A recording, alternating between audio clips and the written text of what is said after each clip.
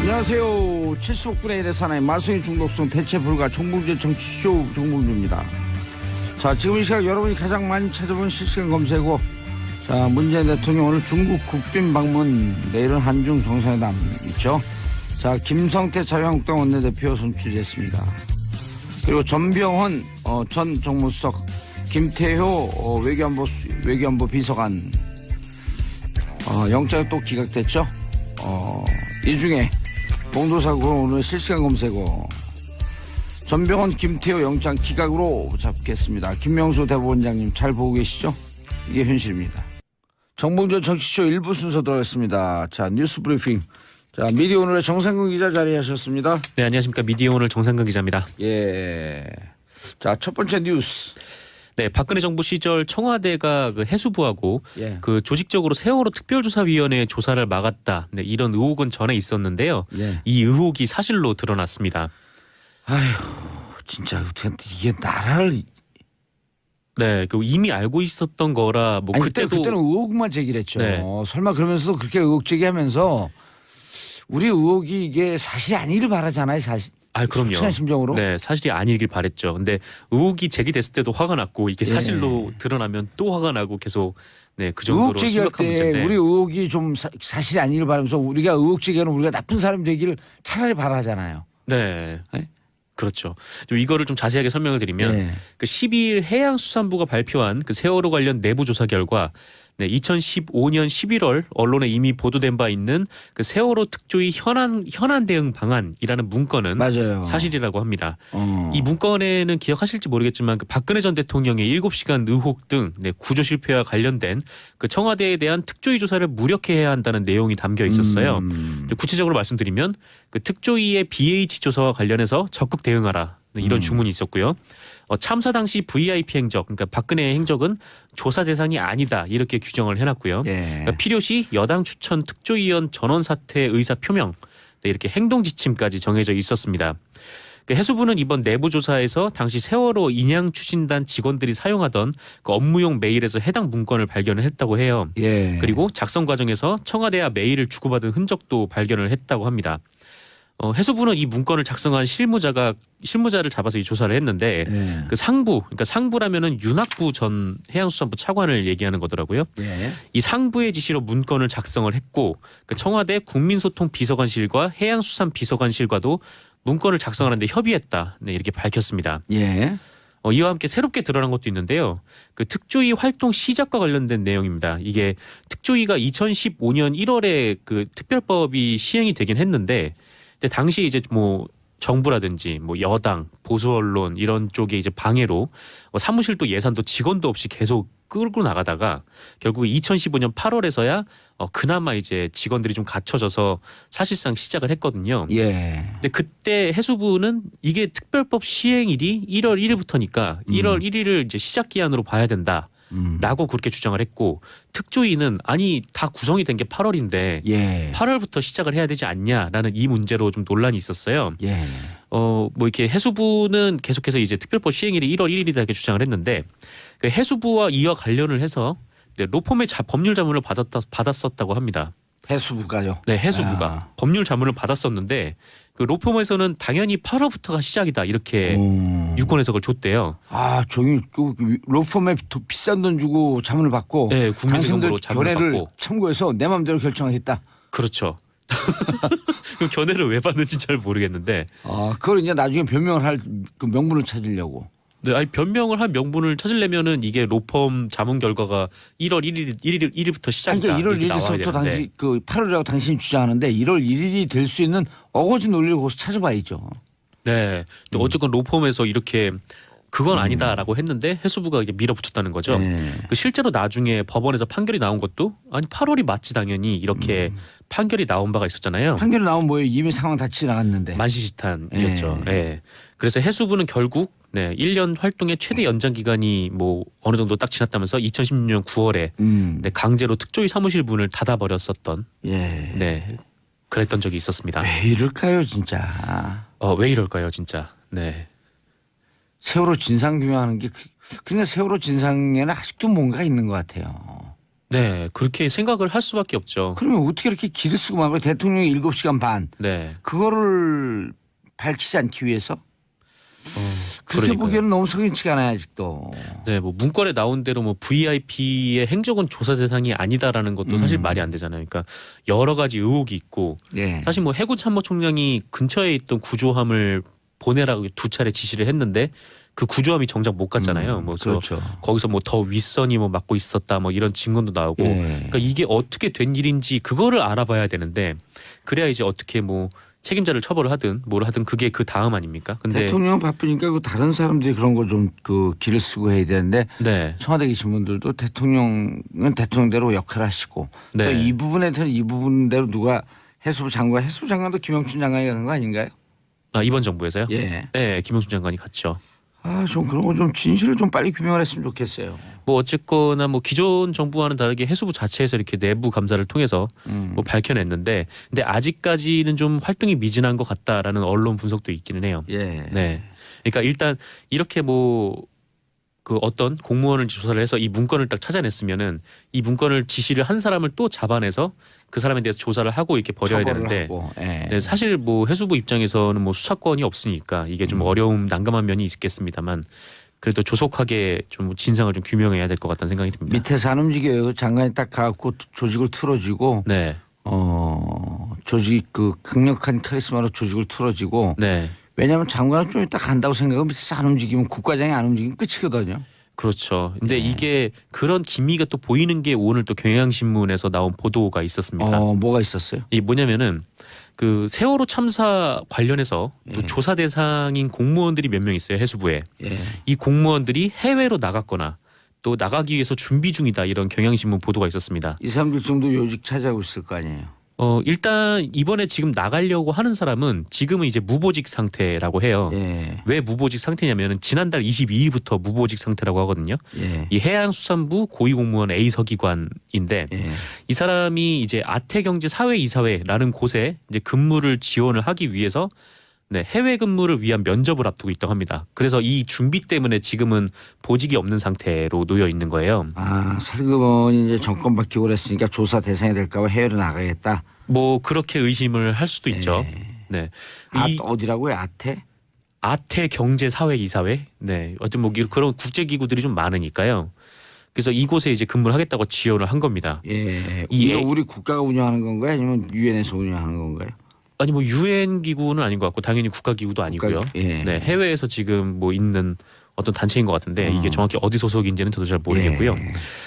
다만 이 A 서기관이라는 사람은 그 세월호 가족들로부터 문제 인물로 지적이 됐던 사람이거든요. 예. 그 지난 10월 가족들이 발표를 했던 그 특조위 진상규명 방해 세력 명단에 따르면 그 이 사람은 세월호 인양을 지연시키고 선체를 훼손하고 미수습자 유실 방지망 부실 조치를 해서 네, 인양을 방해한 의혹이 있다 이렇게 비판을 받았던 사람입니다. 이 사람과 함께 그 참사 당시 상황 보고 총괄 책임자가 있었어요. 이게 예. 이 사람이 이제 비서기관인데 이 사람은 이미 해외에 파견이 돼서 근무 중이라고 합니다. 그 싱가포르에 있는 해적 퇴치 협정 정보 공유 센터라는 곳이 있다는데 네, 여기 나가서 지금 근무 중이라고 하고요. 이 사람은 세월호 참사 감사 과정에서 또 한국 선급이라는 곳에서 예. 금품을 수수한 사실이 드러나서 해외 여행도 막 가고 그랬었죠 그때. 한국 예. 그랬죠. 그래서 선박 회사들이 모여서 만든. 네네. 그래서 2015년 1월에 정직 3개월의 중징계를 받았던 사람이에요. 근데 그런 또 해외 근무는 또 허용이 된 거예요? 그렇죠. 이제 해외로 나갔다는 겁니다. 참. 그러니까 이 공무원 이런 이제 공무원 조직이라는 게 좀처럼 이제 바뀌지 않으니까. 예. 네. 이게 이런 사람들 다 불러들여갖고 다 그 해고시켜야 돼요. 그러니까 이렇게 해외에 나간 사람들은 그러니까 만약에 뭐 해적 퇴치 협정 정보 공유 센터에 나갔다라고 하면은 그쪽에서 이제 허가 없으면은 들어오기가 어렵다고 해요. 근데 이제 뭐 하여튼 이거에 대해서는 뭐 국가에서 뭐 협조를 요청을 하든 아니면 뭐 새롭게 이번에 법이 통과되지 않았습니까? 그래서 사회적 참사 특별법이 통과가 돼서 예. 이제 2기 특조위가 출범할 수도 있게 됐는데 이제 2기 특조위가 직접 해외로 나가서 조사를 하든 네. 이렇게 좀 무조건 이제 이분들을 조사를 해야죠. 비서기관은 해적 퇴치가 아니라 지가 해적이네요. 네, 어쨌거나 좀 논란이 있던 인물이라 참 답답한 나라 상황입니다. 안팎으로 답답한 상황이네요. 자 강정마을 구상권 소송 철회? 네, 그 정부는 이건 좀 반가운 소식 같은데요. 네, 그렇습니다. 예. 그 정부는 12일 이낙연 총리 주재의 국무회의를 열어서요. 그 제주 강정마을 구상권 청구 소송을 취하한다는 내용이 담긴 그 법원의 강제 조정안을 받아들이기로 결정을 했습니다. 예. 뭐 갈등 치유와 국민 통합을 위한 대승적 차원에서 조정안을 수용키로 했다라는 것이 정부 입장이고요. 그 해군은 지난해 3월에 그 강정마을 해군기지 공사를 방해를 했다면서 그 주민과 활동가 116명 그리고 5개 시민사회 단체에 대해서 총 34억 5천만 원의 구상금 청구 소송을 제기를 했었어요. 예. 그러니까 하루 아침에 주민들은 터전도 빚쟁이가 되는 뺏기고, 거죠. 예. 네, 34억이라는 거액의 돈을 물어내야 되는 상황에 놓였던 거죠. 뭐 이에 대해서 이제 문재인 대통령이 후보 시절에 그 압도적 정보와 재원을 가진 정부가 그 일반 국민이나 단체를 대상으로 소송전을 벌이는 것이 부적절하다. 예. 이렇게 입장을 밝히기도 했는데 뭐 이번 결정은 국민의 기본권인 저항권을 보장하는 중요한 결정이 될 것이다. 뭐 이런 평가도 나오면서 네, 오늘 조선일보 또 일면을 보니까 그 톱 기사로 이 소식을 전했더라고요. 구상권을 왜 포기하냐? 제목이 이렇습니다. 그 불법 시위꾼이 낼 돈 세금으로 메운다라는 제목이었어요. 불법 시위꾼이라고 불법 시위라고 그거 자기들이 규정을 하는 거나 그렇고 네, 세금을 조선일보 탈세하지 마세요 좀. 네. 뭐 자기들 세금이나 제대로 따박따박 내라 그래. 근데 진짜 뭐랄까 하여튼 뭐 부자 마을 같은 곳에는 이런 일이 없잖아요. 예. 근데 보통 뭐 이렇게 해군기구 국가 정책 사업으로 뭐 어떤 뭐 시책 같은 게 들어온다거나 하는 거는 보통 좀 가난한 마을에서 좀 많이 일어나는데 예. 이분들은 사실 저항을 아니면은 할 일이 없어요. 뭘 어떻게 할 권한이 수가 없는 없어요. 거죠. 예. 또 부자 동네에는 대체로 이제 재개발이 들어온다거나 뭐 이런 일이 많고. 그리고 강정마을 해군기지 만들 때 네. 주민들 공청회 한다 그러면서 찬성하는 사람들만 몇 명 또로로 데려다가 주민들 다 찬성한다고 이렇게 장난친 게 한두 건이 아니잖아요. 네, 주민들이 많이 몰랐다고도 예. 하죠. 네. 주민들 그 기본권을 다 뺐고 생존권 다 뺐고. 네. 그리고 이제 그 거액의 구상권 포기하는 건 그 의미가 있는 게요. 네. 노조 파업하면요. 그 노동상권 헌법에 보장된 거 아니에요? 네. 파업하고 난 다음에 손배상 청구해갖고 노조 전체를 빚더미 앉게 만들고. 네, 사실상 이제 노조 활동을 방해하는 행위인데 그렇죠. 법원이 계속해서 사측에 손을 들어줬었죠. 들어줬죠. 네, 지난 이명박 박근혜 정부 동안. 21세기형 노조 탄압의 새로운 방식. 네. 뭐 지금 뭐 쌍용차 노동자들이나 아니면 다른 많은 노동자들이 지금 그 손해배상을 안고 네, 굉장히 괴로워하는 시간들을 좀 보내고 있는데 그런 게 적폐청산이에요. 그런 거 정리해 주는 게. 네, 좀 이 부분에 대해서는 좀 명확하게 좀 선을 좀 그었으면 좋겠습니다. 사법부에서요. 예. 김영주 노동부 장관님 듣고 계신가요? 좀 그거 안 들으면 밑에 있는 다른 공무원들 좀 듣고 김영주 노동부 장관에게 좀 전해 주세요. 이런 거 노조 파업한 거 손배상 그 손해 배보상 청구한 거 다 철회하라고. 네. 정말 부당 노동 행위를 한 기업들에 대해서는 법에 있는 대로 강하게 또 처벌을 해야 그렇죠. 다시 예. 네, 그런 일을 하지 그런 않을까. 노조가 합법적 파업을 다 해요. 네, 그렇죠. 합법적 파업을 해요. 네. 어쨌건 다들 근로 조건과 관련된 파업들이니까. 어쨌든 강정마을 구상권 소송 철회 34억 5천 모처럼 반가운 소식입니다. 네. 자 그리고요. 네, 일본 야스쿠니 신사에서 사제 폭발물을 터뜨린 혐의로 그 일본에 수감 중인 우리 국민이 폭행을 당하는 등 인권 침해를 당하고 있다는 주장이 제기가 됐습니다. 그 2년 전 일인데요. 이거 기억을 예. 하실지 모르겠지만 그 20대 전모 씨가 그 일본 전범들의 위패가 있는 야스쿠니 신사의 화장실에서 폭발물을 설치를 해서 이 폭발물을 터뜨렸어요. 그래서 화장실 천장이 좀 훼손이 됐다고 하거든요. 근데 일본 경찰에 의해 체포가 돼서 고등재판소 이게 일본 2심이 이제 고등재판소인가 봐요. 근데 여기까지 거쳤는데 이 징역 4년이나 선고를 받았습니다. 그래서 현재 도쿄도 후추 형무소라는 곳에 수감 중이라고 하네요.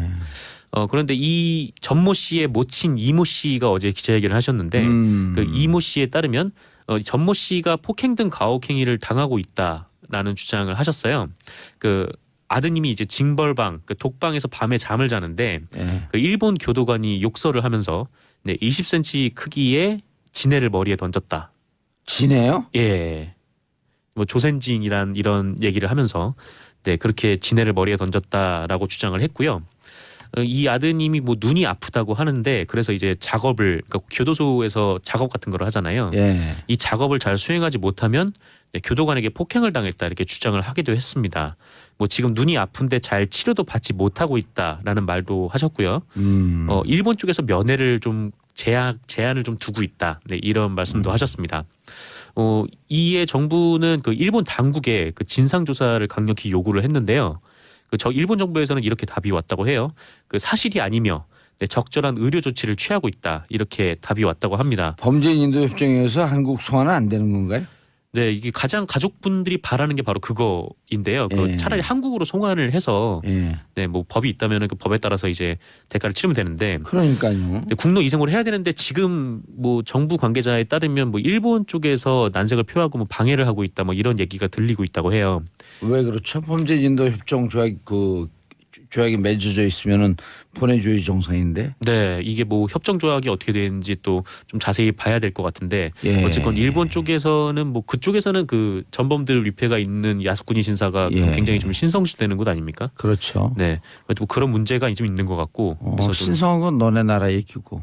그렇죠. 뭐 저희 나라 우리나라 얘기는 아니니까요. 예, 알겠습니다. 전 의원님, 정 기자님 목소리 너무 좋네요. 오늘 감사합니다. 러시아보다 우리나라가 더 춥다던데요. 감기 조심하세요. 추운 것도 세계 랭킹 1위입니다.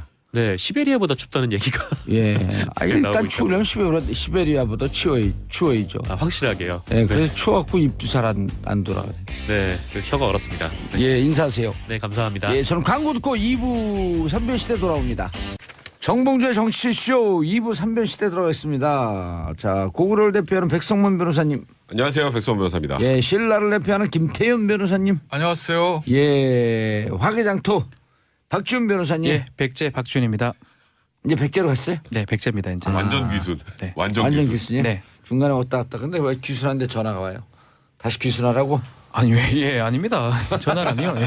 뭔가 좀 특혜를 줘야 되는 거 아니에요? 귀순 용사들한테. 누구 귀순용사요? 네. 아유, 뭐 공기업 뭐 이런 거. 아니 안 와도 돼요. 왜냐면 겉으로는 좀 정신 차리세요. 김태현 아, 그 변호사님. 좋으라고 하는 소리예요. 좋으라고 박 변호사 잘 되는 거 보고 싶어가지고 나는 떨어진 떡고물에서 얻어먹을까 해서 박 변호사 잘. 예. 제가 저는 뭐 잘 되긴 힘드니까. 완전 아이고. 참니까 뭐. 원래 이게 귀순한다고 정치적 아니 근데 귀순이지. 귀순이 아니고 제 법률 해석을 그렇게 할 뿐이에요. 제가 무슨 정치인도 아니고 김태현 변호사는 제가요? 정치인이지만 전 정치인 제가요, 아닙니다. 변호사님 예. 저한테 한 10분만 주시면요, 제 다음 주에 예. 아마 박 변호사 과거 발언 이런 거 모아가지고 제가 한번 하세요. 할 하고 수 있는 싶으면. 딱 틀고 녹음을. 아, 사람들이 막 박수칠 것 같아. 박근혜 대통령 잘하지 않습니까? 아니, 그러니까- 도와줘야지. 이게 한 불과 2-3년 전 발언 아니었던가 싶은데. 노코멘트 하겠습니다. 예. 아니 근데 그런 거 틀어놓으면 네. 사람들이 그럴 것 같아. 뭐라고? 김태현 너도 좀 그래봐라. 박근혜 대통령 지금 구치소 이러라고. 아니 과거에 그렇게 발언했어. 지금이라 전혀 정신 이래야 되나? 차리라고 이렇게 할 지금이라도 거야. 정신 차리고 전혀 이래야 돼. 그럴 수도 있겠네요. 내 생각에도 그쪽에 이건 역풍의 역풍. 저는 문재인 100% 대통령과 역풍. 여사님을 진심으로 이런 거 하라고. 예, 예. 그 역풍 받을 거 역풍. 아, 그렇구나. 그렇구나. 역풍각이죠. 역풍각. 말 안 하려고 역풍각이 했는데. 딱 나와. 저야 뭐 어차피 뭐 이왕 버린 뭐. 예. 예. 자 어제 김성태 원내대표 선출 김태현 변호사님 어떻게 보셨어요?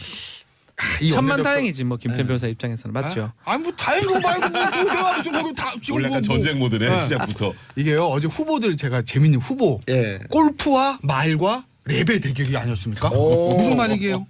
골프 홍문종 의원은 예전에 그 경기 도당위원장 할 때 수해 때 골프 쳐가지고 당에서 제명된 적 한 번 있죠.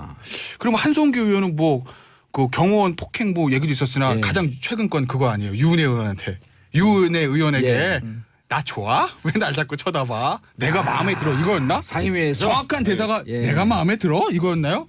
그리고 맞아요. 김성태 의원은 바른정의랑 랩 배틀 할 때 뭐 이것도 하고 랩 아, 배틀. 예. 어쨌든 진짜 춤을 추네요. 예, 그래서. 골프와 이제 아니, 마일과 근데 랩의 일단 대결이 그쪽 딱 됐는데 얘기가 나니까 아주 오늘 작도 탁 찼네. 너무 신났어 지금.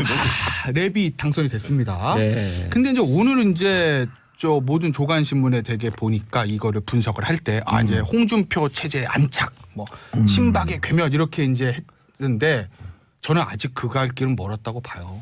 표수가 애매합니다. 왜냐하면 물론 선거란 거는 봉조사 아시겠지만 한 표로 당선되고 10,000표로 당선되면 제일 좋은 끝나는 겁니다. 그렇지 않습니까? 승자 독식구조니까. 네, 승자 독식. 근데 이제 우리가 표 분석을 해봐야 되는데 제가 그런 말씀 왜 드리냐면 어제 1차 투표에서 끝나긴 했어요. 근데 55표로 당선이 됐거든요. 예. 이제 과반수 한 표 넘겼습니다. 그리고 홍문종 의원 쪽이 한 36표 나오고 17표가 중립을 표방하던 한송기 의원이 가져갔는데 예. 어제 이제 표 분석을 좀 해보자면요. 서청원 의원하고 이우연 의원 친박 두 사람이 수사받고 있지 않습니까? 안 나왔습니다. 아하. 안 나왔어요. 근데 그 두 사람이 나왔어. 서청원이 아니라 최경환 의원. 죄송합니다. 최경환 의원하고 이우연 의원 두 사람 나오면 누구 찍었겠어요? 아니 누구 찍든 안 찍든 어쨌든 네. 두 번 나왔는데 54표가 나왔으면 과반이 안 된 그렇죠. 거죠. 그러니까 두 사람이 나와서 홍문정 의원 찍었으면 1차에서 과반이 안 된다고요. 예. 그럼 결선 투표 가요. 결선 투표 가면 최경환 이후에 이 두 분은 다 친박인가요?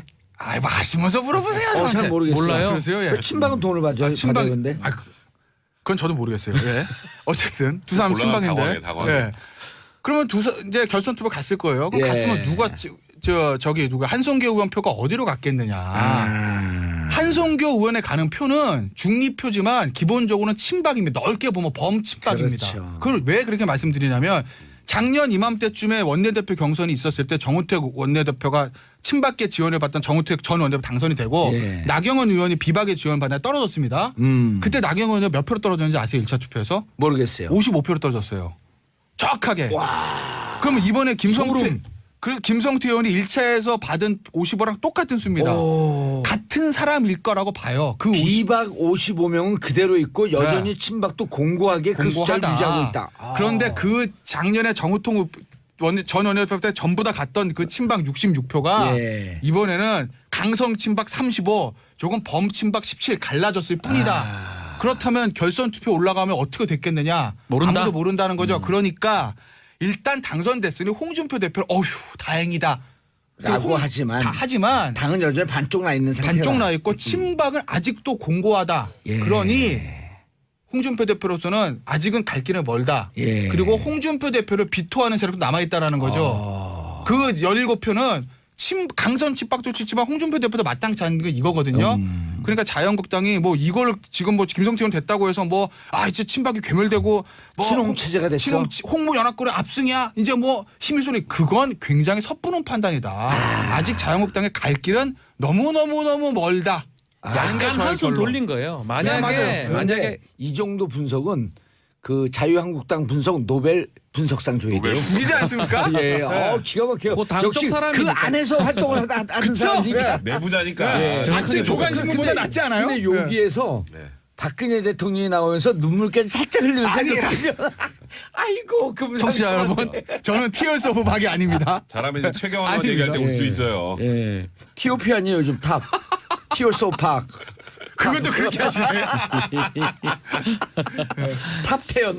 탑태연. 아, 좋네. 자 근데 무시는 못할 것 같아요. 자기 55표로 당선된 사람이거든요. 의원 중에 절반 이상 아니면 자기를 지지하지 않는 사람이 있다는 걸 알기 때문에 마음대로 하기는 쉽지 않지 그러니까 않나 친박이 생각이 많이 공고하다라고 들어요. 하는 게 의미가 있네요. 네. 그렇죠. 친박이 있다는 걸 본인이 봤거든요. 운 좋게 된 거예요. 어째 보면 맞아요. 한 표 차이로 예. 정말 운 좋게 된 거기 때문에 만약에 좀 압도적으로 됐다 그러면 원내대표직을 좀 잘할 수 있을 것 같은데 되게 눈치를 보지 않을까. 아마 우리 최경환 지금 이제 체포 또 동의안 들어갔습니다. 네. 과연 어떤 스탠스를 잡을까? 이게 김성태 원내대표의 아마 첫 어떤 과제고 그거를 보면 좀 알 수 있지 않을까 이건 생각이 거의 듭니다. 정해졌어요. 네. 이게 이게 동의안 통과되나요? 동의안은 통과가 되죠. 동의안은 또 통과가 김성태 되는데 어떻게 하냐는 거죠. 이제 자유한국당의 입장이 뭐 장제원 의원도 얘기했던 거라 좀 유사하게 갈 것 같아요. 그러니까 체포동의안 명시적으로 반대는 안 하는데 예. 불참. 불참 네. 쪽으로. 네. 그럼 국민들한테 또 역풍을 맞을 근데 이제 텐데. 그걸 더 걱정하더라고요. 제가 보니까 참여를 했는데 예. 거기에서 체포동의안을 반대하는 표들이 막 나오면 그럼 자유한국당에서 내부에서 반대할 거 아니에요. 예. 아직도 정신 못 차렸는데 이게 더 오히려 부담스러우니 찬반표가 갈리잖아요. 그 안에서도. 예. 그러니까 아예 그냥 불참. 아예 불참. 하지만 묵시적으로 체포동의안을 동의하는 거죠. 당 차원에서는. 그걸 뭐 방탄국회라고 해서 보내 안 되고 뭐 어쩌고저쩌고 난리치는 게 아니라 알아서 하세요. 대신에 알아서 할 때 우리가 딴지는 안 거는데 우리는 들어가진 않겠습니다. 이쪽을 하는 게 사실 김성태 원내대표 입장에서도 제일 속편한 결정이 아닐까. 아니면 뭐 그게 뭐 당론으로 우리 체포동의안 전부 찬성합니다 하기에는 좀 그렇고 아니 근데 반대하는 것도 좀 그렇고. 그러니까 각자 의원들의 그 독자적인 입법 기관이므로 네. 각자 소신에 맡기겠습니다. 라면서 들어가는 게 거기 들어갔다가 예를 들어서 한 50표 정도 이제 체포동의안 반대하는 게 예를 들어서 나왔다. 그거 자유한국당이죠 그게. 이제 그 모습을 보여주는 게 더 부담스러운 거예요. 그거 반대하는 게 네, 나은데 그러니까 그냥 또 100% 이거는 찬성하게 되면 대구 가서 그렇죠. 뭐 돌팔매 맞고. 그러니까 아니 100% 찬성하면 야 그래도 같은 당 자유한국당 지지한 분들한테 박근혜 전 대통령 지지하고 TOP 같은 친구들. 왜 그래요? 나 TOP 같은 친구들은 야 저 배신자들 이럴 거 아니에요 또. 그러니까 양쪽 입장을 고려하면 안 나간다. 그냥 안 나간다가 답이에요. 예, 그래서 그냥 그걸로 안 나간다. 결정하는 것 같아요. 박준 변호사님 예, 예. 그런데 이게 곧 이제 그 임시 그 회기가 끝나요. 그렇죠. 그런데 그때 좀 기다렸다 체포동의 아니라 그때 청구해도 다 네. 되는데 왜 이 시기에 예. 그럼 정면으로 국회에 당신 한번 막으려면 막아봐라 라고 검찰이 국회에 견제구입니다 이거는. 손봐주기 위해서 견제구 던졌다? 예, 직구는 아니고요. 예. 살짝 그 국회한테 예. 밑밥을 던진 거예요. 과연 그럼 당신들은 어떻게 여기서 나올 것이냐. 그럼 이때 국회에 있는 이승엽은 뭐라 그럴까요? 예, 이승엽이요. 이승엽입니다. 예. 예, 제가 봤을 때는 뭐 이승엽 하니 예. 갑자기 제가 깜짝 놀랐는데 국회에서는 어떻게 처리하냐에 따라서 검찰과 관계도 정립이 되고요. 아마 자유한국당에 예. 던지는 메시지가 아닐까 생각이 들어요. 또 그런 것도 있어요. 이게 저번에 원래 12월 9일 날 회의가 끝났어야 되는데 예. 죄송합니다.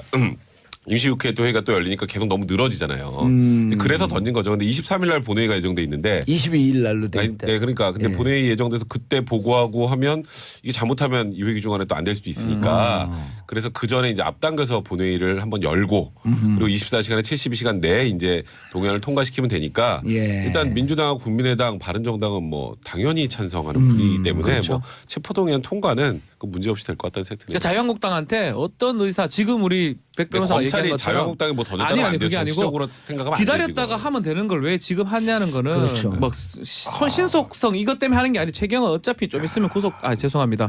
뭐 거의 갈 가능성이 높아 보이는데 굳이 체포동의안 지금 원하는 거는 과연 자유한국당 또 김성태 원내대표 첫 출범이잖아요. 그러니까 어떤 반응을 할 것인가도 뭐 검찰이 정치적으로 따지는 게 아니고 그런 것들도 볼 수 있는 기회가 된다는 거죠. 아, 뭐 봉도사님 역시 최고예요. 예. 정확한 가장 중요한 핵심 포인트를 그냥 질문으로 던져버리는데. 저는 어제 아침에 검찰에서 영장을 딱 청구한다는 체포동의안. 체포동의안. 왜 지금이지? 그것도 자유한국당 원내대표 경선이 있는 날? 아하. 왜 그럴까? 검찰은 의도한 것일까 의도하지 않을 것일까? 검찰 내에 서울중앙지검장 직속에 정무수석이 있나? 이런 생각들. 그러니까 어쨌든 뭐 저도 뭐 검찰 증거는 없기 때문에 예. 검찰이 정치적 의도를 가지고 있다라고 말씀은 못 드리지만 검찰의 의도와 상관없이 박지원 변호사 말 맞다나 자유한국당은 폭탄이 뚝 떨어진 거다. 그 폭탄의 뇌관은 어제 원내대표 경선 때 좀 터지고 이제 20일 좀 터지게 됐다라는 거죠. 예. 체포동의안 무조건 통과됩니다. 아하. 자유한국당 다 반대해도 정족수가 표 계산하면 그렇게 돼. 이번 무조건. 예산안 똑같죠. 과반수면 됩니다. 되는 겁니다. 그런데 제가 왜 이 시점 말씀드리냐면 어차피 통과돼도 22일 날 본회의 보고가 23일이에요. 그럼 23일 24일거든요. 그때는 어차피 회기 끝납니다. 끝나고 코 다음 날 해도 되고. 그래도 해도 되는데 뭐 굳이 왜냐면 누구든지 그렇잖아요. 귀찮은 절차 거치기 얼마나 귀찮아요. 네. 서류를 써도 한 번 더 써야 되는데 그 귀찮은 걸 왜 지금 할까? 그렇지 않습니까? 그러니까요. 그렇기 때문에 저는 뭐 검찰이 의도하든 의도하지 않든 자유한국당에 폭탄이 터졌다고 보고. 예. 왜냐면 그럼 구속- 가뜩이나 뒤숭숭하잖아요. 뭐 그렇잖아요. 최경환 구속영장 네. 청구 이후연 또 뭐 그래요. 돈이 예. 줄줄이 나와요. 그 예. 돈은 왜 돈이 필요해요? 자유한국당. 예전에 돈이요? 예. 지금 자유한국당 돈 없죠. 뭐 당선 이사 간다던데 뭐. 예. 아니 그분들 받은 돈만 다 모아도 당사 사겠네. 아이고, 그분한테 과거에 받은 그럼 거예요. 그분들한테 물어봐야지 저한테 물어보시면. 요즘 말고 예. 과거에 받은 거잖아요. 그러니까 예전에 아니 그리고 자유한국당 이런 걸 한번 해보시면 어때요? 국민들에게 우리가 이제까지 돈 받은 정당이다. 과거에 차떼기 정당이었고 이제 반성하는 의미로 각자 받은 돈의 한 10% 정도 먹고 90% 다 모아서 이걸 국민들에게 그 복지 비용으로 쓰겠다. 그럼 어떨까요? 자백이 되잖아요. 그럼 알아서 하시고요. 어쨌든 예전에 뭐 그런 거 그러니까 뭐 적절한 비유인지 모르겠지만 예전에 에도막부 시대 때 후미에라는 거 있었어요. 십자가 밟기. 예. 그러니까 그리스도교들한테 너 십자가 밟아. 십자가 밟으면은 너 그리스도교 아니라는 거 아니까 용서해주고 살려줄게. 안 밟으면은? 근데 못 밟잖아요. 나 이거 하느님 밟으면 안 믿는데 되는데. 어떻게 밟아요?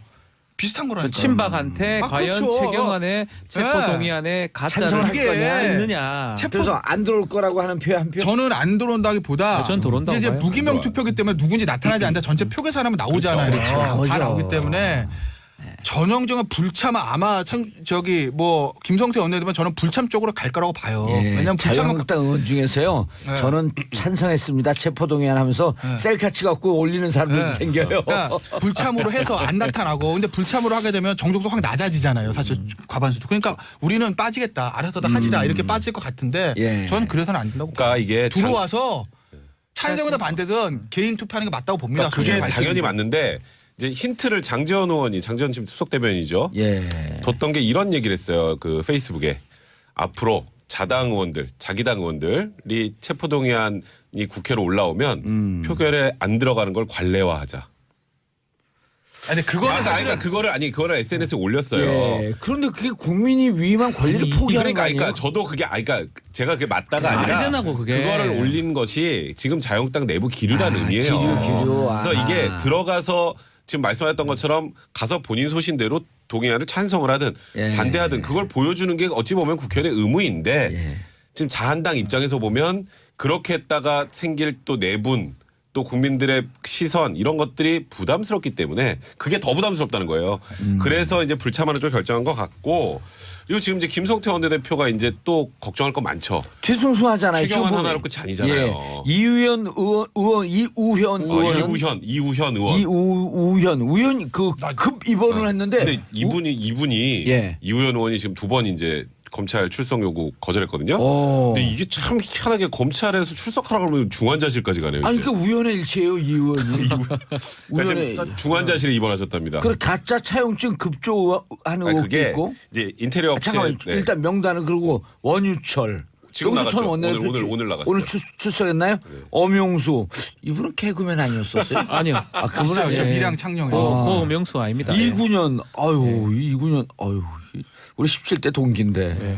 권석창 배덕광 아유. 야 국회의원 이름이 처음 보는 사람들도 있어요. 근데 돈은 주나 보네 이런 사람들한테. 다 그쪽이라서 그래요. 정리를 해드릴까요 의혹들을? 예. 이거는 제가 아까 간단히 말씀드리면 이우현 의원 같은 경우는 2014년 지방선거를 앞두고 예. 이제 남양주 의원으로부터 이제 공천원금을 한 5억 원 정도 받은 거. 자기 지역도 아니잖아요.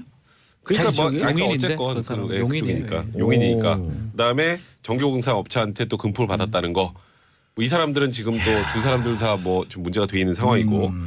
그다음에 지금 원유철 의원 같은 경우도 지역사업가들 통해서 수억 원 정도 수수했다라는 그런 의혹을 받고 있고요. 그래서 지금 조금 전에 포털에 섰다가 조금 전에 들어갔어요. 원유철 전 원내대표죠. 네, 나머지 분들까지 뭐 다 이렇게 포함을 해서 보면 지금 김성태 원내대표 입장에서 그럼 이거를 그럼 다 내줘야 되는 건가?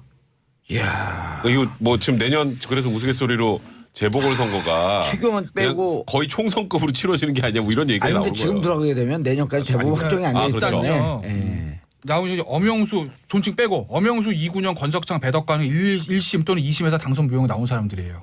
아 님이 나왔어요? 나왔어요. 배덕광은 구속 여기 LCT 부산 LCT 관련. 오. 권석창 존칭 뺄게요. 기니까. 예. 권석창 이 사람은 저기 선거법. 예. 그다음에 이군현 의원은 여기는 이제 아마 보좌진한테 그 네, 맞아요. 월급 돌려받은 이 맞아요. 부분. 예. 그래서 아마 1, 2심까지 당선 무효이 나온 상태고 원유철은 조사 단계고 이 의원은 조사 단계죠. 뭐 저보고 자꾸 뭐 자유한국당 내부 사정 잘 안 말씀하시는데 자유한국당 내부 사정 알건 모르건 간에 갈 사람은 가야 됩니다. 아, 갈 사람은 가야만 하겠지. 그 이 지역에 거기 재보궐 들어가려고요? 출마하시려고? 그러니까 하든 안 하든. 예. 동시에 나오네. 좋은 지역이 많아요. 아니 네, 여기 어쨌든. 대부분 저 좋은 경상 지역입니다. PK 네, 지역이에요. PK 지역입니다. 예. 어쨌든 그래서 쉽지 않아요. 갈 사람은 가야 됩니다. 예, 이우현 의원에 대해서 한마디 제가 드리면요. 저 예. 이분 모르는데 이분 의원직 사퇴하시는 게 맞아요. 왜냐? 지금 물론 의혹이지만 예. 아직 수사 안 받았으니까 액수가 커요? 나와 있는 거 중 제일 악성입니다. 금액이 제가 그렇죠. 봤을 때는요. 최경환 의원보다 더 이게 악성이라고 봐요. 왜? 최경환 의원은 예. 뭐 잘못된 거지만 뭐 다 맞다고 하더라도 야 국정원 특활비 관례사성서 그런 말을 할 수라도 있어요. 오. 그런 말을. 근데 이분은 공천원급이거든요. 아, 공천 더 악성이에요. 의혹이니까. 공공연한 비밀. 의혹이긴 하지만 예. 그리고 제가 의원직 왜 사퇴하라고 말씀드리냐면 이분이 아까 저기 백 변호사 얘기하듯이 뭐라 그러냐면은 이거 예전에 심상도 너무 아파가지고 지금 거동도 못할 단계라고 그러잖아요. 예. 거동도 못할 단계면요 의원직 사퇴가 병 고쳐야죠. 그렇죠. 그렇지 않습니까? 거동도 못할 때 돈. 그렇잖아. 국민의 세금으로 야 이거 너무 재밌어가지고 전화가 오네요 그냥. 그러니까. 예, 너무 재밌어가지고. 아니 국민의 세금을 의원하시는데 그렇죠. 지금 몸이 아파서 거동도 못할 단계면 의원직 사퇴하고 건강한 사람 하게 하고 본인은 건강을 찾으셔야지. 지금 현존하는 그렇지 의원들 중에 않습니까? 가장 구속될 가능성이 높을 그러니까 사람이에요. 저는 예. 뭐 빨리 병 치료하시고 치료 나중에 조사를 받으시지 뭐 아프시다니까 제가 뭐라고 말을 안 하겠는데 예. 의원직 사퇴하고 치료 받으세요. 세금 자꾸 세비로 가져가지 마시고. 예, 알겠습니다. 김태현 변호사님 그 말씀하실 때 죄송합니다.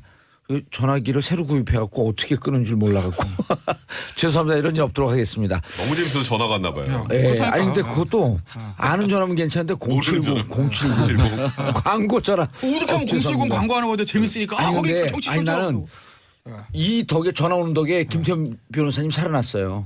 왜냐면 이우연 지역이 네. 평택과 어디 가까운 지역 아니에요? 용인입니다. 용인이에요. 용인. 네. 그래서 가까워서 빨리 가기 쉬운 데라서 빨리 거기 그 물러나라고. 평택 원유 저희 부모님이 용인 사시는데요. 예. 이우연 의원 지역군 아니에요. 아 그래요? 또 부모님 금방 이사 가실 수 있잖아요.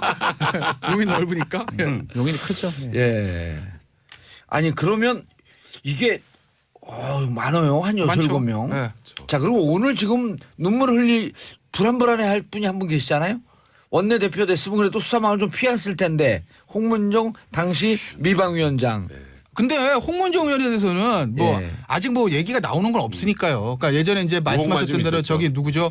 저 최민희 의원이 이제 방송 나오셔서 저거 나 빼놓고 다 로비 받았을 거다라는 말씀을 하셨는데, 예. 예? 그러니까 당시 이제 미방위원장이니까 이제 전병헌 전 수석 관련해 가지고 뭐 그렇게 생각들을 하는 건데 아직까지 그건 나온 건 없으니까. 알겠습니다. 그건 뭐, 예, 지금 알겠습니다. 자, 샵1035 문자 보내주시기 바라겠습니다. 김수정님 주한자실 아무나 못 들어가는데 거길 어떻게 들어가셨대요?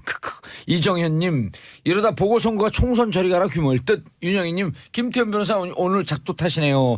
예, 그 당 얘기만 나면 작두 타요. 조명숙님 백성문 변호사님 목소리 너무 좋습니다. 1650님 박지훈 변호사님 화이팅. 유머러스한 정치평론 즐겁습니다. 자. 우리가 이거 계속 얘기를 들어야 되는데 3부로 그냥 바로 넘어가야 될 것 같죠? 어떻게 생각하세요? 일단 지금 투표할까요? 한 1분 남았네요. 아니 그냥 우리 넘어가도 돼요. 그리고 그래요? 3부 좀 길게 하면 되는 거지 뭐. 자 구속영장 얘기를 해야 되는데 그죠? 구속영장이요? 하려면 시간이 많이 걸릴 것 같아요. 기각이 막 돼가지고 속상합니다. 그건 3부에서 하면 되죠. 그래서 그거 시간이 상관이죠. 좀 걸릴 것 같아서. 알겠습니다. 자 광고 듣고 3부 돌아오겠습니다. 채널 고정. 정봉재 정치쇼 3부 순서 들어가겠습니다. 고구려 대표하는 백성문 변호사님, 박지훈 백재 변호사님, 네. 그리고 김태훈 신라 변호사님 3변시대 함께하고 계십니다. 자 우리가 2부에서 좀 일찍 끝났어요. 근데 전병헌 수석 김태효 전 외교 안보비서관이죠? 그렇죠. 김태효 이거 읽을 대외 뻔했어. 전략비서. 이거 읽을 뻔했어. 네. 큰일 날 뻔했습니다. 자 이분들 둘 다 기각됐어요. 어떻게 보세요? 확실히 저번에 김관진 전 국방부 장관을 구속적 부심 통해서 이제 석방을 시켰지 않습니까? 그 이후로 기류가 좀 틀려졌다 조금 그랬잖아요. 틀려진 것 같아요. 그 뒤로 확실히 법원에서 영장을 내는데 좀 주저하고 예를 들어서 전병헌 수석 같은 경우에는 저번에 이제 그 롯데홈 쇼핑으로부터 돈을 받았다는 예. 걸로 영장을 쳤다가 기각이 되니까 검찰이 절치부심을 해서 바로 GS 홈쇼핑 압수수색했죠. 예. 그리고 또 이제 올해 7월 28일 정무수석 하고 있는 도중에도 e스포츠협회에서 주관하는 PC방 지원 사업에 20억을 신규 예산에 편성해라. 이건 직권남용입니다. 이 부분까지 추가를 해서 예. 영장을 청구를 했는데 근데 되게 묘하게 기각을 했어요. 저 이거 보니까. 어허. 이게 뭐냐면요. 그러니까 지금 보좌관들이 했다라는 부분에 대해서 전병헌 수석은 억울하다는 입장이죠. 예. 그래서 약간의 다툼의 여지가 있다. 의심은 되나 이런 표현이 있어요. 의심은 되나 다툼의 여지가 있다. 그리고 또 하나 객관적 증거 많이 수집이 돼 있고 핵심 관련자가 다 구속이 돼 있다. 핵심 관련자가 구속되면 여기도 구속돼야죠. 우두머리 당연히 구속이죠. 이게 제일 코미디. 핵심 관련자가 구속돼 있으니까 이 사람은 구속 안 시켜도 된다. 이건 좀 이해가 안 돼요. 이럴 때 우리가 맨날 얘기하는 게 율사들이 법조인들이 예를 드는 게 조폭 논리 아니에요. 그렇죠. 행동대원도 다 구속됐는데 관련자들 다 그러니까. 구속되어 있으므로 보스는 구속시키면 안 된다? 그러니까 이게 그 마지막 부분이 저는 좀 이상했고 예. 그렇게 해서 이제 전병헌 수석은 기각이 됐죠. 근데 김태현 전 비서관 같은 경우에는 김관진 전 국방장관이 김태현 전 비서관이요? 김태효. 김태효. 김태현 들리시죠? 깜짝 놀랐는데 여기 못 앉아 있잖아요. 구속된 앉아 줄 있겠구나. 알고. 지금 기각됐으니까. 그렇죠. 근데 이제 김태현 비서관 같은 경우는 김관진 국방부 장관이 구속적 부심에 풀려나는 거랑 똑같습니다. 내용이. 범죄 성립 여부에 다툼이 있다. 원래 역할이 그런 어느 거 판단하면 정도인지. 안 되는 거 아니에요? 그러니까 이게 판단해도 되는 거예요? 이게 김관진 전 국방부 장관, 임관빈 실장 다 적부심 통해서 풀려났잖아요. 예. 그것과 한 궤를 이루는 지금 범죄 사실에 관련된 내용이거든요. 그러니까 그 사람들에 대한 지금 혐의도 불투명하다라고 지금 법원에서 적부심에서 본 건데 이 중간 소위 말하면 연락책이죠. 김관진 장관과 이명박 전 대통령의 연락책이 사실 김태호 전 비서관이거든요. 예. 그럼 김관진 장관의 혐의가 불투명한데 연락책이 무슨 혐의가 있겠어요. 이제 그러다 보니 구속적 부심에서 김관진 장관을 풀어줬던 거하고 궤를 같이 해서 결국 영장이 기각된 겁니다. 그러니까 취지를 봤을 때는 무죄라는 거예요. 제가 봤을 근데 때는. 그런 걸 영장 전담판 그러니까요. 사이트가 있냐는 그게 거예요. 이해가 안 돼요. 저는 사실은 이 지금 기재도 말이 안 맞아요. 객관적으로 입증이 됐는데 다툴 여지가 있다. 이게 무슨 말이에요? 말도 안 두 개가 병립할 수 없는 내용을 기재를 같이 해놨고 전병헌 수석 같은 경우도 예. 말이 안 되고 사실 검찰에서 범죄가 안 되는 걸 만들어 왔다는 예, 그런 일단, 뉘앙스거든요. 일단 간단한 전병헌 먼저 보고. 예, 전병헌 같은 예. 경우는 지금 저는 그 기재 자체가 객관적 증거 자료가 대체로 수집됐다고 예. 하면서 또 이 다툼의 여지가 있다라는 거거든요. 이 두 가지 말 자체를 같이 쓰기가 어려워요. 다툼의 여지가 있다 그러면 증거가 없다고 없다. 하는 게 아하. 맞고요. 증거가 있다 그러면 다툼의 여지가 없는 거거든요, 사실은. 그러니까 그 두 가지를 같이 썼다라는 거는 저는 뭐 판사가 씀에 있어서 뭐 그 기재가 중요한 건 아니지만 그 기재를 하면서 국민들이 납득하기는 어렵다라는 거예요. 구속영장을 발부를 하든지 아니면 뭐 증거인멸 우려가 없다 이래 하든지 해야 되는데 이 두 가지를 같이 병립해서 쓴다는 것 자체가 사실 저는 사실 이해가 좀 아니 어렵습니다. 불구속 수사 원칙이긴 하지만 도주 증거 그렇죠. 인멸의 우려 그다음에 딱 다 풀어줘야죠. 중대성 요거만 보고 평가해야 되는 거 아니에요? 그렇죠. 만약에 이 사건을 만약에 재판에 갔을 때 예. 과연 중대성이 그 부분입니다. 실형의 가능성이 있느냐가 첫 번째고요. 예. 그게 아니라면 지금 증거 인멸이나 도주 우려가 있느냐를 봐야 되는데 실형의 가능성이 있으면 도주 우려가 있다고 보는 건 일반적으로. 아하. 그러니까 지금 이 사건을 기재한 걸 봤을 때는 저는 무죄가 아닌가 이런 취지로 쓴 것 같아요. 그러면서 또 객관적 증거는 또 있다. 이게 저는 사실 이해가 안 됩니다. 아니 그다음 예. 이런 얘기도 하잖아요. 검찰이 충분히 범죄 소명이 됐다. 그래서 구속 사유가 된다. 이렇게 평가할 때도 있는데 여기서 이렇게 너무 깊게 쑥 들어간 거 아니에요? 저는 지난번에도 제가 한번 말씀드렸는데 법원의 기류가 좀 바뀌는 것 같아요. 아, 그러니까 좀 나눠서 말씀을 드리면 김태효 저 기획관은 애초 나올 수가 없는 영장이에요. 이 영장은 왜 그러냐면은 보세요.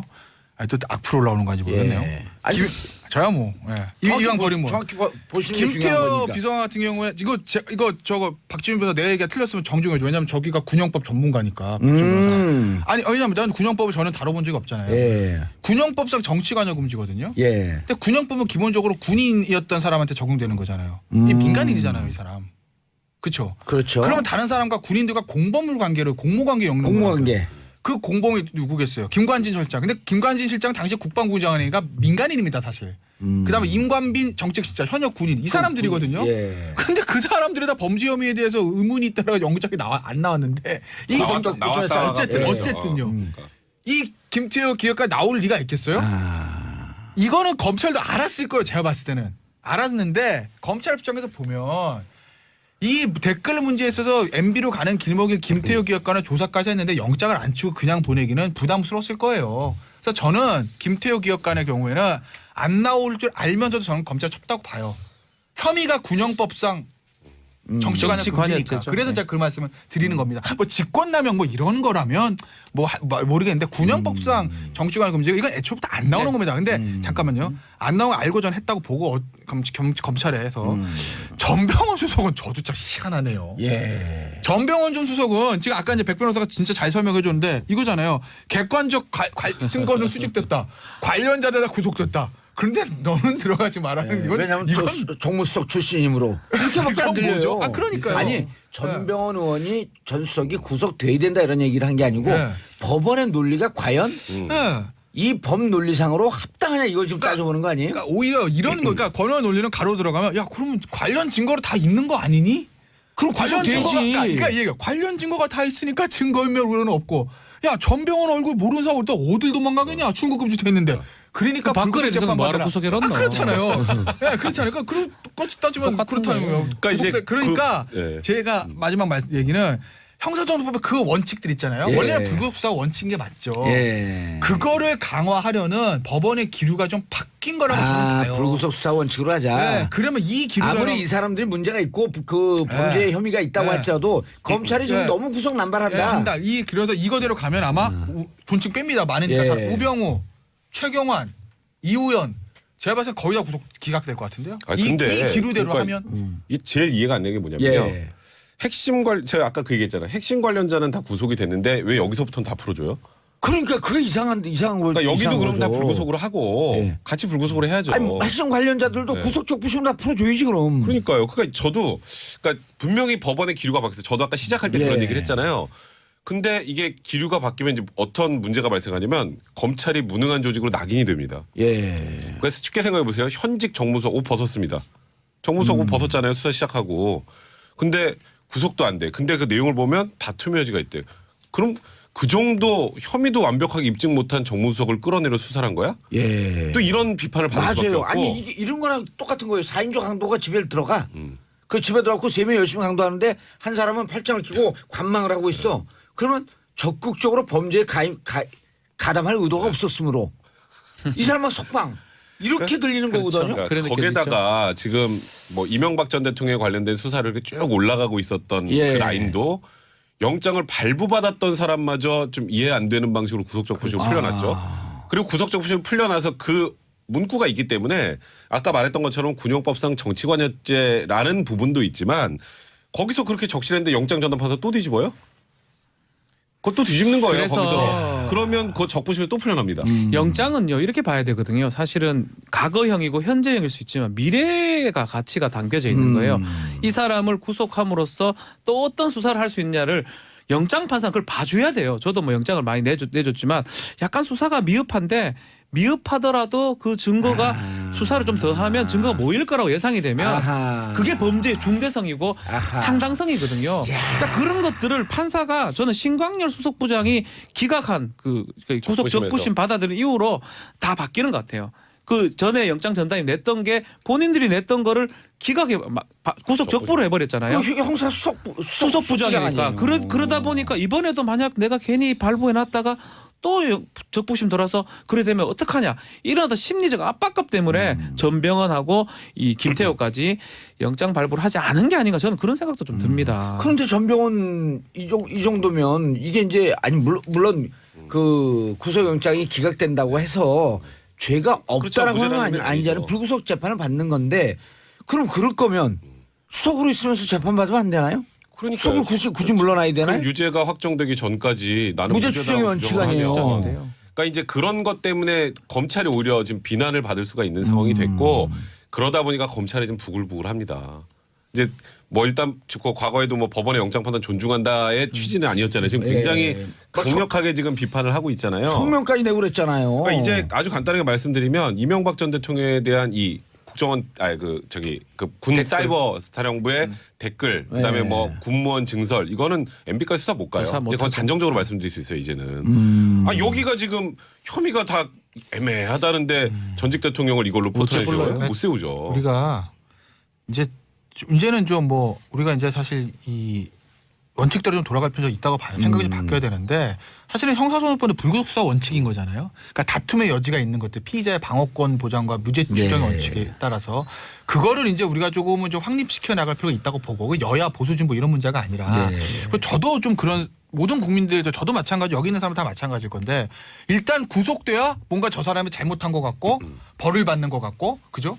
불구속되면 괜히 봐주는 것 같고 벌을 안 받는 것 같고 무죄가 이런 생각이 듭니다. 그건 어쩔 수 저희도 변호사지만 그런데 심리적 그런 생각이 드는데 그게 아니라는 거를 우리가 이제 좀 왜 이어서 합니까? 그렇죠. 다음에 가서 하라고 일반인들 조사할 때 일반인들도 일반인들 구속을 그렇게 쉽게 하면서 아니 예를 들어서 이게 그 어디에 한 축이냐면 국정농단 중요한 사건으로 사건인데. 나온 거거든요. 네, 그렇죠. 그리고 그때 9년 동안 이렇게 댓글 개입이나 이런 등등으로 인해서 군도 그렇고 국정원도 그렇고 하지 말아야 될 일을 했는데 블랙리스트 같은 경우 직권남용 같은 경우 이 세 분 뭐라 그래서 안 그랬어요. 되죠. 직권남용 같은 경우는 큰 범죄가 아니기 때문에 구속영장 나오는 게 아주 드뭅니다. 그런데 그분들 다 구속영장 나왔어요. 다 나왔죠. 싸그리 나왔죠. 그래서 그 구속영장 나와서 직권남용이 지금 제대로 처벌받고 있다고 국민들은 생각하고 있는데 느닷없이 군이 정치에 개입해서 그 와중에 막 그냥 놓고 귀순하고 막 그랬잖아요. 그렇죠. 우리 좀 귀순 좀 받아주소.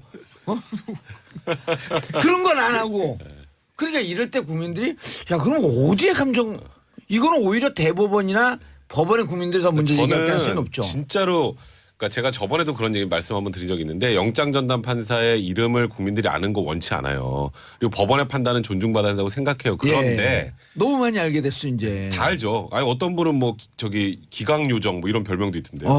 제가 성함을 안 밝히겠습니다. 근데 그럴 정도로 이제 국민들이 영장 전담 판사에 대해서 좀 이상한 눈초리로 쳐다보기 시작했는데 저도 지금까지 계속 판단은 존중받아야 한다고 하지만 슬슬 저도 갸우뚱하는 것들이 생기다 보니 이게 지금 그럼 어떤 기준을 가지고 지금 영장을 발부하고 기각하는 건지 지금 우리 댓글 난리가 났어요. 2992님 2992님 보니까 그분이 다 생각난다. 앞뒤가 똑같은 우병우. 그분도 구속영장 청구됐는데. 네, 그렇죠. 지금 예. 분위기면 안 되죠. 자, 강부영, 오민석, 권순호, 신광열 판사들이 해도 너무하는 거 아닙니까? 법원 앞에서 촛불 들고 싶네요. 이런 내용 문자가 지금 엄청 쏟아져 들어오고 있어요. 그러니까 이게 이해가 되는 게 직권남용죄가 우리 예전에 만들 때는 하급 공무원이 뭐 발급해 줄 때 그거를 예. 뭐 함부로 했고 그를 만들어놨는데 지금 직권남용죄 5년 이하의 징역이지만 지금 봐요. 뭐 입법안이 지금 들어와 있긴 하지만 국가의 위정자나 최고의 실세들이 했던 직권남용은 하급 공무원이 직권남용하고 그 궤를 달리하거든요. 대통령직을 이용한 직권남용. 그렇죠. 아니에요. 그렇다면 판사가 똑같은 직권남용, 형법상 직권남용을 봐도 다른 어떤 각도로 봐야지만이 되는데 그렇지 않고 똑같은 기준으로 직권남용 5년 이하짜리니까 별거 아니라고 생각하고 구속영장을 조금 주저한다. 글쎄요. 이거는 글쎄요. 저는 불구속 수사에 동의를 하지만 그렇다면 앞으로 그런 기조로 가는 거는 맞다고 생각이 들지만 그거는 일반 사건 가서 하면 돼요. 일반인들 사건 뭐 절도범이라든지 뭐 그렇게 그어서 하면 되지. 이 국정농단 사건은 잘 정리가 돼야 되잖아요. 이 사건을 이렇게 중간에 이렇게 어쩌면 초를 친다는 느낌이 좀 들거든요. 검찰이 잘했다는 게 아니에요. 만약에 검찰 수사가 잘못됐다면 비난을 받아야 되지만 이제껏 다 그래 구속을 하다가 지금은 구속이 안 된다. 저는 이해가 잘 안 됩니다. 그래서 2992님 저는 이 말씀 충분히 이해가 됩니다. 아니 여기 있는 그 대한민국 최고의 변호사 바로 밑에 있는 변호사들 아니에요.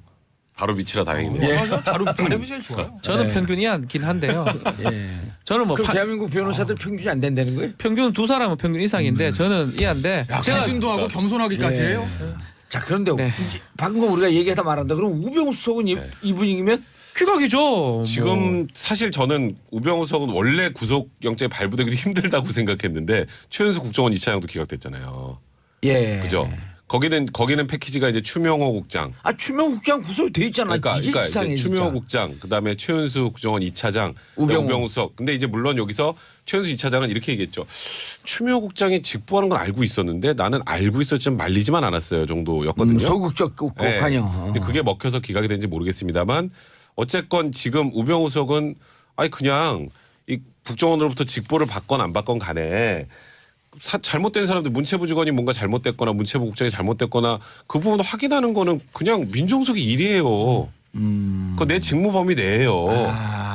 아니고 저기 누구야 그 이석수 특별감찰관 것도 내가 좀 억울해서 얘기했고 이 사람이 뭔가 다른 의도가 있어서 그러는 게 아니라 그거 확인하는 것도 민정수석의 그 직무 범위예요. 이렇게 주장을 해요 다. 그러니까 이제 그러니까 우병우 수석의 지금까지 영장이 다 기각된 게 둘 중에 하나입니다.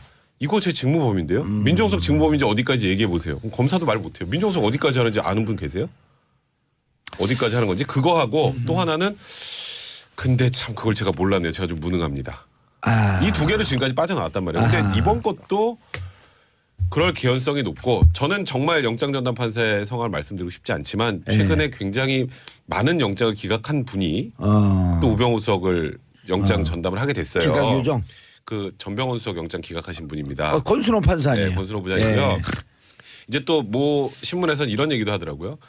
통상적으로 영장 치면 한 이틀 안에 보통 실제 심사를 하는데 피고인의 그 피의자죠. 피의자의 방어권 행사 차원에서 변호인 의견서도 내게 해주고 3일 후로 잡았어요.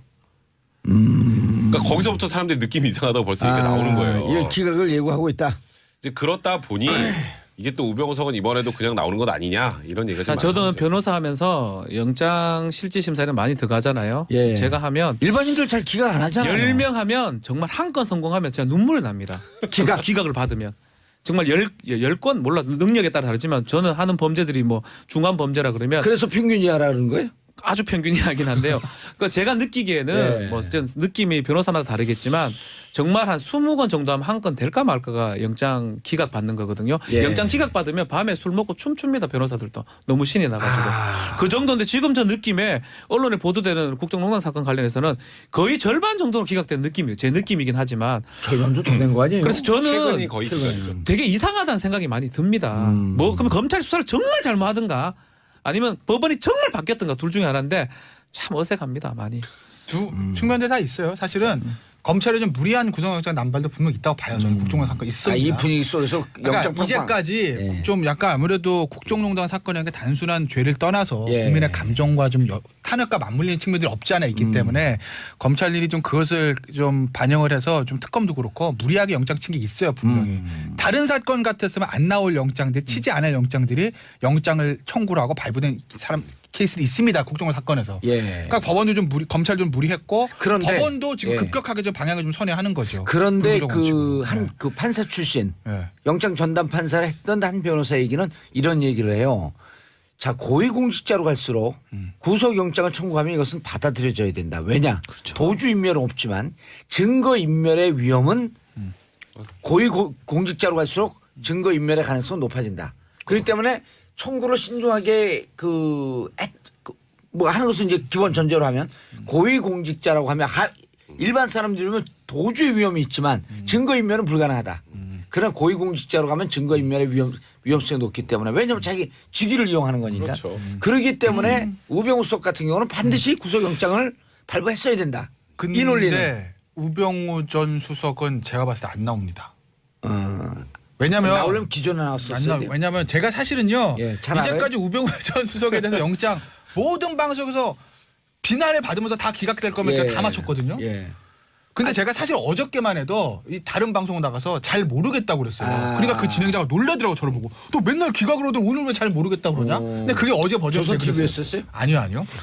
보도 전문 채널. 어쨌든. 어제. 근데 제가 어제 왜 그랬냐면 이 아까 이제 백 변호사도 얘기했는데 그 추명호 전 국장과 우병우 전 수석이 직보한 부분이 있으니까 예. 그 부분에서 검찰이 이번에 좀 확실한 게 잡지 않았을까? 자신 있지 않을까? 그래서 제가 기각될 거라고 확답은 못합니다. 이렇게 말씀을 드렸는데 예. 제가 오늘 진술 바꿔서 기각이면 100% 말씀드리잖아요. 이유 두 가지입니다. 하나는 법원의 기록은 완전히 바뀐 것 같아요. 저는. 완전히. 완전히 예, 완전히. 불구속 수사 원칙으로 한다. 예. 그러니까 이제 아까 이제 뭐예요, 이게? 오늘 우병우 전 수석의 영장 전담 부장이 판사가 전병헌 수석 기각시킨 사람이잖아요. 그러니까 그 사람의 성향을 봤을 때 전병헌 전 수석도 기각이 됐기 때문에 그 예. 논리로 우병우 전 수석도 저는 기각 100%라고 보고 그리고 또 하나 근본적인 문제인데 아니, 이건 그분이 들을 수 있기 때문에 네. 50%를 좀 낮춰주시죠. 누구요? 권순호 부장판사 뭐 좀 어쨌든 듣고 있을 수 있어요. 50% 어쨌든 예. 이것도 어제 뭐- 기각 그리고 시켜오늘 할 일 없어 놀고 있을 수 우병우 있어. 전 수석의 근본적인 문제인데 저도 예. 이건 사실 답을 모르겠어요. 저도 궁금해요. 그러니까 아까 백 변호사 정확히 지적을 한 건데 과연 이게 범죄가 맞나? 제가 아니란 말씀은 아닙니다. 예. 저도 잘 몰라서 말씀드리는 거예요. 저는 그래도 우병우 전 수석은 정말 판결을 보고 싶어요. 왜냐하면 예전에 무슨 일이 있었냐면 백 변호사 했던 얘기랑 비슷한 건데 특검 처음에 막 할 때 그때 누구죠? 그 대변인? 성함이 이제 갑자기 생각나요. 이규철 그 특검보. 특검보가 막 브리핑하잖아요. 예. 그때 우병우 전 수석 처음 소환할 때 그날 오후 2시 브리핑에서 기자들이 뭐라고 묻냐면 백 변호사 똑같은 질문을 해요. 아니 근데 이거 뭐 사찰하고 뭐 감찰하고 이런 게 뭐 민정수석 법이 민정수석 아닙니까? 본연의 임무인데 그걸 어떻게 하시겠어요?라고 궁금해서 묻는 예. 거예요. 그러니까 이규철 듣고 뭐가 딱 대답을 못해요 거기서. 아니 뭐 그런 점도 없지 않아 있지만 그 과정에서 불법적인 측면이 있을 수도 있고 권한을 많이 남용했을 수도 이렇게 얘기를 한다는 것이거든요. 그러니까 검찰도 그게 애매한 거예요. 이게 만약에 경제수석이면 빼도 박도 못하는데 민정수석 아마 우병우 수석 그렇게 쓰고 들어가가지고 딱 이러고 앉아가지고 민정우 내가 무슨 미행하라고 그런 것도 아니고. 아니 이석수 도감청한 건 분명한 거 아니에요. 그러니까 이거는. 이렇게 자기 얘기할 일에 거라고요. 대해서 하는 이렇게 얘기할 거잖아요. 거라고요. 내가 도청하라는 것도 아니고 예. 뭐 미행하라는 것도 아니고 야 그 사람 문제 있어요 좀 알아봐. 이거 민정이 아니, 그게 못해? 조폭의 논리라는 거 이렇게 아니에요. 얘기할 거라고 예. 분명히 이렇게 얘기했을 거고. 그렇게 해서 기각이 되어 왔으니까. 추명호 수석도 그냥 알아보라고 지시를 했지 불법 도감청하세요. 그렇게 얘기 안 해. 이렇게 진술했을 거예요. 그래서 잠깐 우병우 전 수석 과연 이게 유죄가 맞을까 좀 궁금한 그런데 거예요. 질문이 그러면 그 세 라인에서 최윤수, 우병우, 최윤수, 추명호 이 3라인 아니에요? 여기서 우리 그 검찰은 불법을 자행했다 이렇게 보고 있는데 제일 말단은 구속시켜. 갖고 말이 안 된다는 때렸고 거예요. 그게 말이 안 된다는 때려보신 거예요. 그게 말단은 구속 추명호만 잡아놓고. 시시한 침이 다 나오네. 그러니까 이거 저도 그러니까 제가 우병우 두 분 궁금해서 그런 거 부정하는 것 싶은데 같은데. 추명호 전 수석은 추명호 전 비서관 실제로 실행한 예. 사람이잖아요. 쫓아다니고 이거 자체가 불법이잖아요. 예. 근데 우병우 전 수석은 야 내가 언제 쫓아가고 미행하라고 했냐? 나는 민정수석으로 해서 알아봐라고 했을 뿐이야. 이렇게 얘기했을 거라는 그러니까 거예요. 아니 이게- 그러니까 이게 조폭이 지금- 이러잖아. 두목이 이러잖아요. 야, 쟤들 요즘 왜 이렇게 버릇이 나쁘냐?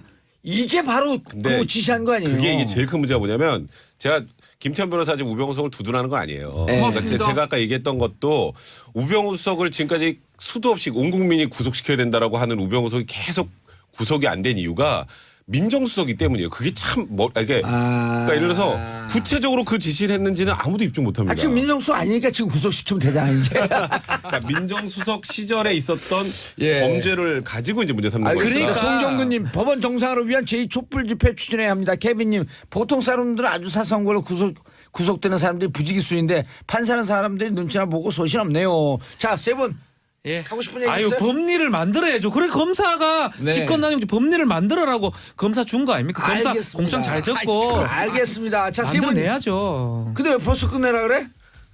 세 분 인사하시고요. 네, 네, 감사합니다. 고맙습니다. 예. 자, 저는 광고 듣고 4부 알쓸 경제로 돌아오겠습니다. 정봉재 정치쇼 4부 순서 들어가겠습니다. 자, 함께 하실 분. 알쓸 경제 알아두면 쓸데있는 경제 뉴스 정철진 경제평론가님 자리하셨습니다. 네, 안녕하십니까? 예, 네. 권애리 SBS 보도국 기자 자리하셨습니다. 안녕하세요. 반가. 반갑습니다. 반갑습니다. 예. 자, 정철진 평론가님. 네. 첫 번째 준비한 소식? 김영란법 개정.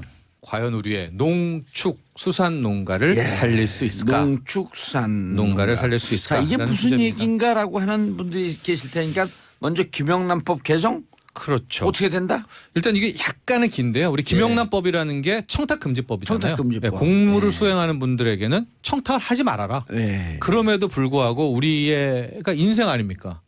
직무 연관성이 있더라도 밥은 먹어야 되잖아요. 아하. 또 어머님이 돌아가시면 또 가봐야 되니까 예외 규정을 하나 뒀는데 예. 그게 바로 3, 5, 10 규정입니다. 3, 5, 10. 예, 식사는 3만 원, 선물은 5만 원. 경조사비 10만 원인데 예. 이게 이제 2주 전, 3주 전에 개정해야 된다는 움직임 속에 국민권익위가 한번 회의를 경론 끝에 하다가 예. 부결을 시켰어요. 법 개정인가 시행령 개정인지. 시행령 개정이기 때문에 국회를 안 가도 됩니다. 아하. 근데 권익위는 부결을 시켰는데 어제 예. 정부에서 전격 개정을 단행을 해서요. 그 개정의 핵심 내용을 보면 3, 5, 10 있지 않습니까? 예. 그중에 중간 선물 5만 원 같은 경우에 예. 이것을 10만 원으로 올렸고 여기에 부분은 이제 좀 약간 몇 가지 조건이 필요합니다. 예. 그거 올렸고 나중에 우리가 3, 5, 10에서 경조사비 10만 원 같은 경우에는 5만 원으로 낮추는 3, 5, 10이 앞뒤 순서를 바꿔버렸네요. 앞뒤 순서를 바뀌었습니다. 왜냐하면 그 뒤에 있는 10만 원 같은 경우에는 참 지적이 많았던 게 이제 10만 원으로 규정하니까 다 10만 원 내야 돼요. 언젠가부터 이제 10만 원에서 출발을 했거든요. 오. 제 기억으로는 이 7만 원이 한때 좀 있었었어요. 근데 7만 원이 싹 사라지고 우리는 홀수문화니까. 아, 저는 5만 5천 원 내요. 리얼? 진짜요? 예, 예, 부가세 별도. 그래서 이 10만 원은 이제 5만 원으로 낮췄다. 그 대신 예. 화는 그러니까 5만 원 안 하고 화할 경우엔 10만 원까지 가능하다라는 게 어제 개정안의 핵심이었습니다. 그래서 농축수산 그다음에 화해 화해도 그렇죠. 농가들. 왜냐하면 이제 10만 원 풀어줬기 때문에. 거기 근데 농가니까 화해 농가. 근데 화해는 그렇게 좋아하지는 않죠. 왜냐면은 화환 같은 경우는 13만 원인데. 그러니까 화환 같은 경우에 이렇게 했으면 더 좋았을 때 가령 5만 원을 허락하고 뭐 화해는 뭐 화환은 무조건 가능하다. 뭐 그렇죠. 이렇게 화환이 100만 원짜리는 없잖아요. 그랬을 텐데 이제 그런 식으로 이제 조항이 됐습니다. 아, 그러면 그 예. 농축수산물 10만 원인데 그 사실 섞일 수 있잖아요. 그래서 물건이 사실 이렇게 딱 농축수산물이다라는 게 딱 예. 확실하지 않을 수가 있잖아요. 그래서 일단 앞으로는 50% 이상 농축수산물이 포함이 돼야 돼요. 10만 원짜리까지 되려면. 그러면 그걸 누가 정해주느냐? 그거는 모모가 들어가서 이거는 농축수산물이 50% 이상의 선물이다라고 앞으로는 포장에 다 쓰여지게 돼요. 오. 그래서 이거는 행정비용 좀 더 선물이다. 많아지겠는데 그걸 누가 써요? 쓰기는? 그러니까 제품 만드는 되죠. 쪽에서 네. 만드는 이러이러해서 제조업소에서. 우리는 네. 10만 원까지 가능한 제품이다라는 거를 본인이 그 뭐 구성 성분이라고 해야 되나 이런 걸 해가지고 이제 아니 본인이 양심 기록을 하려는 거죠. 쉽게 얘기하면. 그렇죠. 근데 이제 누가 봐도 어쨌든 그렇죠. 50%가 넘도록 예. 돼야 되는 거죠. 한우가 80% 포함이 됐다. 예. 그러면서 한 99,900원. 그러니까 이거는 이제 10만 원 이하니까 선물이 가능하다. 가능하다. 네. 이것은 공무원들에게 선물해도 된다. 뭐 이렇게 어필을 하겠죠. 그리고 이제 이런 것을 약간의 그 융통성을 줬기 때문에 선물 특히 농축수산물의 선물은 좀 자유롭게 하실 수 있습니다라고 하는 시장에 메시지를 준 거네요. 그렇죠. 게다가 이제 형평성 논란이 그 동안에 좀 있었거든요. 예. 왜냐하면 축산농가 같은 경우가 이제 가장 많이 주장을 했는데 네, 세잖아요, 단가가. 게다가 이제 한우농가 같은 경우에는 그 동안에 정부가 FTA 하면서 축산을 풀어주고 와서 한우농가한테 한 얘기가 미국산 소고기 들어오더라도 한우를 프리미엄으로 만들어라. 그러니까 품질을 개선하고 가격을 올려서 그 마진으로 살아가면 되지 않느냐 해서 한우가 이제 했다는 거예요. 그런데 이제 당장에 3, 50이 나오면서 선물을 5만 원으로 하라면 한우를 못 5만 원짜리 한우는 어떻게 예. 만드냐 이제 이런 볼멘 소리가 있어서 이번에 전격 개정에 단행한 것이 아닌가 보여집니다. 사실 10만 원짜리 한우도 불가능해요. 선물 줄 때는 아니, 기본 사이즈가 있기 때문에. 그렇죠. 예. 아니 사실은- 동네 그 정육점 가서 맞춰도요 한 13만 원, 15만 원 이쯤 되더라고. 선물로. 예, 선물용, 선물용으로. 네. 그래서 사실 그러니까 이거는 이해관계가 다 엇갈릴 수밖에 없는 지금 상황이잖아요. 예. 그러니까 이게 지금 그 개정안에 대해서도 막 되게 환영하는 데도 있고 아닌 데도 있고 한데 그러니까 약간 말 타면 경마 잡히고 싶다고 한우 농가 측에서는 우린 아예 빼달라. 그러니까 방금 말씀하신 대로 우리는 아예 이게 적용을 받지 않게 해달라는 사실 성명을 그것도 냈어요. 안 되잖아요. 그럼 네. 개정안법 왜 만들었어요? 저 개정안 이거 나오자마자 그 직후에 그 이제 관련 단체 협의회가 있어요. 거기서 뭐 한우는 어차피 5만 원에서 예. 10만 원이 돼도 그러니까 뭐 할 수 있는 세트가 없다면서 우리는 아예 김영란법 개정 받는 데서 빼달라 이런 성명을 좀 내기도 했고요. 예. 아니 전체 중량의 50%가 넘지 않게. 요것도 이제 잘 네네. 지켜야 될 사안이네요. 그래서 이게 그렇죠? 재밌는 게 예. 그 이제 설이 다가오잖아요. 예. 그때 보면 참 재밌을 것 같은데 딱 봤을 때 이거 10만 원 넘어도 공무원한테 줄 수 있는 선물인가 이런 거를 딱 봤을 때 파악하기가 좀 어려울 수 있잖아요. 그렇죠. 그러니까 중량 50% 이상인 것이 약간 긴가민가한 것도 있을 수 있단 말이에요. 예를 들면 잣이랑 뭐 잣 받는 도구가 들어갔다. 그러면 여기서 이제 잣이 그 중량이 50% 이상이 돼야 이게 10만 원짜리 줄 수 있는 선물이 되는 거 아니에요. 그래서 그 이른바 착한 선물 스티커라고 정부에서 이거는 되는 선물 아닌 선물 스티커도 붙일 계획이 있어요 지금. 그래서 이번 설에 백화점에 가보면 좀 웃길 것 같아요. 뭐 이게 착한 이제 선물은- 난파라치가 있으니까 그 공무원 뭐 장관 집 앞에서 이렇게 찍다가 그 착한 스티커가 붙어 있으면은 통과. 통과. 뭐 이렇게 하려면 뭐 또 야 그런 이거 의도가 사회부 있겠죠. 기자한테 예. 얘기해줘야겠다. 아니 근데 이런 게 착한 스티커 붙이고 이러는 게 사실은 법을 잘 지키자는 취지는 있지만 어찌 보면 전체주의적 발상이거든요. 국가가 모든 것을 통제하고 결정한다는. 게다가 이제 더 큰 걱정이 예. 한 번 이게 우리 뚝이라는 게 요만한 구멍 맞아요. 하나 뚫리면 이제 밀리잖아요. 예. 정치권에서도 쪽문 열면 곧 대문 열린다 열리잖아요. 그러거든요. 이제 3, 5, 10을 그래서 저도 뭐 이런 여러 토론회에서 일단은 한 1년 더 가보자는 쪽으로 많이 주장을 했었는데 아까 형평성 때문에 농축수산물을 풀어줬다고 하니까 당장이 지금 소상공인협회 쪽에서는 이제 식사 3만 원 아닙니까? 예. 그러니까 식당은 그러면은 맞아요. 왜 지금까지 어마어마하게 피해를 봤는데 형평성이라면 식당도 구제해 줘야 되는 게 아니냐? 식당도 한 5만 원 해줘야 되는 네, 거 그럼 아니에요? 55로 해야 되냐고 이제 하는 입에 다 털어버려. 그래서 지금 이렇게 밀리면 안 된다는 비판의 목소리가 예. 있는 거죠. 아니 근데 방금 이게요. 문방주님 저도 이런 궁금함이 있었어요. 근데 공무원한테 왜 선물을 줘야 해요? 그렇습니다. 저만 주위에 공무원 고위공직자가 없는 건가요? 대한민국 국민들 한 90%가 주위에 고위공직자 없어요. 네. 그래서 지금 나오는 정말 노골적인 얘기는 이걸 왜 풀어주느냐. 농축수산 뭐 화훼농가 소상공인들을 위한 것이 아니라 1년 동안 공무원들이 특히 고위 공무원들이 해보니까 선물이 하나도 안 들어와. 그렇죠. 그러니까 그래서 어쨌든 이거를 타고 내려온 것이 아니냐라는 지금 비아냥 섞인 소리도 국민들의 상당수 나오고 있거든요. 네. 예. 그러니까 장명진님 이분들은 이게 우리 국민들이 이렇게 훌륭해요. 핵심입니다. 네. 김영란법 추진을 네, 받지 받지 말라는 말라는 것입니다. 거. 네. 한 발 더 나가면 네 밥은 네 돈 내고 먹어. 집으로 들어가면 남의 돈을 먹냐고 이 얘기거든요. 맞아요. 그렇습니다. 그러니까 사실 그 여론이 좀 상당히 안 좋은 것 같아요. 그러니까 경조사비를 5만 원 내리긴 했지만 이 농축수산물을 중심으로 이렇게 올린 것에 대해서 당연히 아까 말씀하신 것처럼 그 식당업계에서는 지금 난리거든요. 왜 우리는 뺐냐? 3만 원은. 예. 우리도 막 자영업자들 진짜 10개 가게 중에서 하나 남고 5년 지나면 다 폐업하고 이런 어려운 상황인데 맞아요. 그러면 사실 아까 말씀하신 대로 형평성 얘기가 나왔으니까 또 그것도 좀 안 들을 수 없단 말이에요. 그러니까 진짜 이렇게 한 번 밀리기 시작하면 이건 되게 어려워지는데 이렇게 풀어주면 어떡하냐는 그런 비판이 상당히 많죠.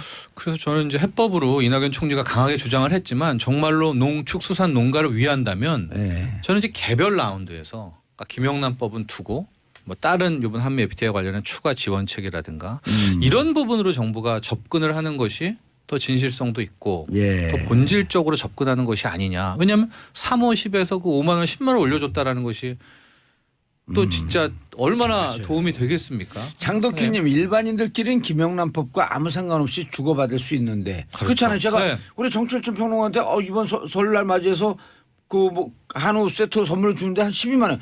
아무런 기분 아무 문제 연관성도 없습니다. 없고. 우리 둘 사이는요. 예. 네. 그래서 제가 공무원 안 되는 거예요. 자, 왜 난리인지 모르겠습니다. 그렇죠. 여기 핵심이에요. 그렇죠. 그동안 우리 얼마나 장덕희님. 뇌물을 많이 바쳤길래. 네. 예. 예. 그러니까 이런 목소리들이 많이 나오는 거예요. 맞아요. 네. 근데 이제 오늘 우리 방송의 논조가 중요하네. 우리가 이거 고치는 것을 긍정적으로 보게 되면 사회 분위기가 싹 긍정적으로 가는데 지금까지 우리가 상당히 부정적이었어요. 맞아요. 이거 좀 더 해봐야 돼요. 네. 하려면 아주 많이 자영업자 이분들 진짜 힘들거든요. 자영업자 한 10만 원 풀어줘요. 카페 식사도. 예. 네. 예, 아까 예. 식당. 선물은 뭐 5만 원이야 한 50만 원 풀어줘요 그냥. 그런데 정말 이게 막 부정적으로 볼 수밖에 없는 게 네. 350이 핵심이 아니거든요. 아까 우리 얘기하셨지만은 청탁 금지입니다. 350은 그 전체 김영란법 중에서도 일부 중에 일부죠. 일부인데 마치 지금 보니까 350만 남고 이제 35만 남았죠. 예. 청탁 금지라는 건 사라져서 이런 점들이 정말로 안타까워요. 예. 자 다음. 자 그래서 김영란법은 국민들하고 공무원들의 법 감정이 따로 놀고 있는 것 같다. 그렇다. 자 다음 이슈 권혜리 기자님. 네, 참 진짜 자꾸 아까부터 왜 자꾸 고사성어 생각나지? 예. 저희 사실 그 방송 시작하기 전에도 잠깐 했어요. 화무시비롱이라고 하잖아요. 예, 화무시비롱. 예. 진짜 정말 열을 붉은 끝이 없다고. 사실 유통업계의 왕은 백화점이랑 사실 마트였잖아요. 예. 2000년대 이후로는 특히 그냥 딱 그 마트 백화점 딱 제왕 이게 변한 적이 없었는데 정말 이제 바뀌고 있다. 유통의 시도가 바뀌고 있다. 이런 거를 좀 볼 수 있는 게 있어서 좀 가져와 봤어요. 화무시비롱인데 저는 왜 이선희 가수의 노래가 생각나죠? 옛날이요. 옛날에 좋았다. 이제는 기울고 있다. 이제 대형마트의 시대가 대형마트 시대가 가고 간다. 있다. 저 이선이 나지만 노래가 옛날이요. 알아요. 예. 참 20대하고 대화하기 힘드네. 옛날 사람. 아니잖아요. 감사합니다. 저기 마트가 줄었어요. 일단 이마트가 2군데가 폐업을 했거든요. 네, 그래서 이제 국내 그 마트 중에 이제 규모로 1위인데 이마트가 원래 147개가 있었어요. 전체 대형마트가. 근데 이마트가 2군데를 폐업을 하면서 145개로 줄었습니다. 145개. 마트는. 네. 그리고 지금 그 백화점 빅3죠. 예. 그러니까 롯데, 신세계, 현대 이 세 곳이 그 2019년까지 3년 동안 신규 출점 계획이 하나도 없어요. 처음이에요. 이렇게 최장 기간 동안 백화점이 신규 출점을 전혀 하지 않는 거는 그 백화점 생긴 이래로 이런 일은 처음이거든요. 그러니까 백화점은 보통 이제 그러니까 허가 신청 받는 데부터 짓는 데까지 5년 정도 걸리기 때문에 미리 플랜을 볼 수가 있잖아요. 네. 그래서 2020년에는 현대가 하나 예정을 한 게 있어요. 예. 근데 그 전까지 2019년까지는 백화점은 전혀. 예. 경기 선행 지수가 형편없다는 거 아니에요? 이렇게 되면? 근데 어떻게 봐야 되는 거예요, 이거를? 딱 그렇게만 말하기는 어려운 게 사실 백화점이랑 마트가 더 이상 이제 그렇게 제왕으로 딱 있을 수 있는 유통 환경이 아니게 된 게 더 온라인으로 구매하는 그렇죠. 게 늘어났고 예. 직구하는 게 늘어났고 네네. 또 한 가지가 바로 1인 가구입니다. 그러니까 백화점의 몰락은 실은 방금 얘기하신 것처럼 온라인. 백화점은 거기에 그 입점 그 마진이 거의 한 20% 20%. 그러니까 기본이 40%를 세일하는 게 우리가 보통 온라인을 살 수 있는 가격과 이제 똔똔이 되는. 그렇죠. 그런 이제 거거든요. 백화점에 내는 수수료 이런 게 있으니까. 그렇죠. 근데 이거 소문이 다 났죠. 네. 게다가 대형마트가 무너지게 된 것은 1인 가구인 거예요. 1인 가구가 가가지고 막 물 안 사죠. 이제 이분들은 오피스텔이나 이런 원룸에 네. 살다가 편의점에서 좀 더 돈을 뭐 몇백 원 더 주더라도 하나 두 개 사니까 완전히 소비 패턴들이 바뀌고 이러면서 대형마트에 대한 매출과 마진도 떨어지면서 자연스러운 사실 도태다. 백화점은 딱 우리나라 사람들이 되게 좋아하는 컨셉의 원래 유통이었어요. 왜요? 그러니까 외국 같은 경우는 파리 같은 데 가도 예. 약간 예를 들면 뭐 샤넬이다, 루이비통이다 이렇게 막 명품 샵들이 의리의리하지 그들이 들어가 있는 백화점은 그렇게 의리의리하지가 않거든요. 맞아요. 백화점이 약간 예. 시장스러워요. 네. 맞아요. 예. 그게 그러니까 우리나라 사람들은 처음에 그 코스트코 들어왔을 때 안 될 거다라고 얘기를 했던 게 그렇게 도와주는 직원도 없고 막 어둡고 창고 같은 데 각자 다 나가서 예, 꺼내야 창고형 되고 매장. 예. 창고형 매장 그런 거를 원하지 않을 것이다라는 게 우리 반응이었는데 이제 사람들이 거기 가서 조금이라도 더 싸게 사는 거를 더 좋아하거든요. 근데 반대로 백화점은 되게 밝고 되게 그 점원들한테 손님 대접 받고 그다음에 좀 비싸게 사지만 문화센터 같은 것도 있고 약간 이렇게 두루두루 대접받는 느낌의 그런 유통이 좀 맞는다라는 게 있었었는데 이제 그게 무너지고 있는 거죠. 그래서 아까 그 정철진 선배 말씀하신 대로 약간 사실 이렇게 이마트는 2개나 폐점까지도 했지만 노브랜드라고 그 백화점에서 PB하는 이마트에서 PB하는 게 있거든요. 그런 조그만 점포들은 사실 굉장히 늘리고 있어요. 그러니까 이제 그 신세계 자체가 줄고 있다기보다는 그렇게 조그만 점포들, 작은 노브랜드 점포들. 스토어들을 예. 이렇게 막 많이 내고 한편으로는 스타필드 같은 큰 대형 복합몰 그런 것들 해야 장사가 되지. 딱 그 중간 규모 정도의 옛날 느낌의 그 백화점이 더 이상 조금 어려워지는 환경이 됐다는 거죠. 얼마 전만 해도 백화점에 이렇게 쇼핑 간다라고 하는 게 나들이 가는 듯한 느낌이었잖아요. 근데 이제 그거를 이제 스타필드나 뭐 롯데월드몰 같은 그런 체험형 복합 매장들이 가져갔죠. 많이. 그리고 나머지는 좀 작은 매장들로 가고 네, 네. 온라인으로 싹 다 보내고. 네. 그러니까 직구도 많이 그 쇼핑 트렌드가 바뀌고 있는 거네요. 그렇습니다. 네. 그래서 백화점에도 이제 변신이 시작이 된 거죠. 너무 백화점. 수수료가 비싸요. 그러니까 물건 파는 걸로 이제 할 것이 아니라 백화점이 예. 점점 물건 파는 건 줄이고 우리 권혜 기자가 얘기한 것처럼 생활 체험 그곳에서 먹고 마시고 노는 이제 이런 쪽으로 공간이 바뀔 겁니다. 백화점이 10시에 오픈하잖아요. 10시, 네. 10시 반에 오픈하는데 백화점 매출을 올리고 사람들을 견인할 수 있는 요인이 하나 있어요. 정봉주의 정치적 틀어놓는 거예요. 왜요? 그럼 사람들이 들으러 갈 거 아니에요. 그 노래 대신 도사님 목소리 나오는 거죠. 그럼요. 이게 노래 들으면 재미없어요. 근데 막 이렇게 그러면서 백화점 줄고 있어는 우리 왔는데? 왠지 내비 같을 것 같아. 오른쪽으로 가주세요. 백화점에 정치적 튼다. 롯데 백화점에서 틀 것 같아요. 그리고 롯데 이제 저기 있잖아요. 저희 롯데월드 손님이 네. 없거든요. 네. 정치적 틀면 막 사람이 올 거야. 오른쪽으로 도세요. 알겠어. 전체적인 트렌드가 바뀌고 있다. 그렇죠. 네. 그래서 전 이런 반성이 좀 있었으면 좋겠어요. 백화점이 사실은 수수료가 폭리거든요. 그럼요. 20%에서 막 40%까지 되잖아요. 40%까지 되죠. 좋은 브랜드는 또 조금 내고 여기서도 부익부 빈익빈. 이거 전문용어로 시장에서 백화점의 갑질이라고 우리가 얘기했잖아요. 그렇죠. 예, 강자에겐 약하니까. 이번 기회에 백화점에서 수수료 낮춰서 좀 싸고 좋은 제품이 백화점에 있다. 그럼 백화점에서도 거기서 공동구매 자기들의 그 회의적으로 온라인도 잘 만들어 놓고 그리고 막상 와서 하게 되면 다양한 볼거리가 있다. 아까 말씀하셨던 체험.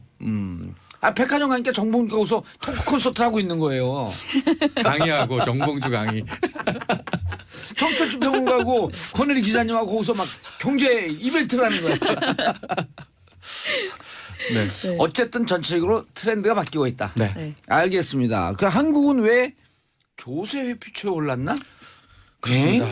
지난주 정말 큰 뉴스였었는데요. 이건 뭐예요? 이제 유럽 연합에서 이제 재무장관들이 모여가지고 조세 회피처 블랙리스트 17개 국가를 발표를 합니다.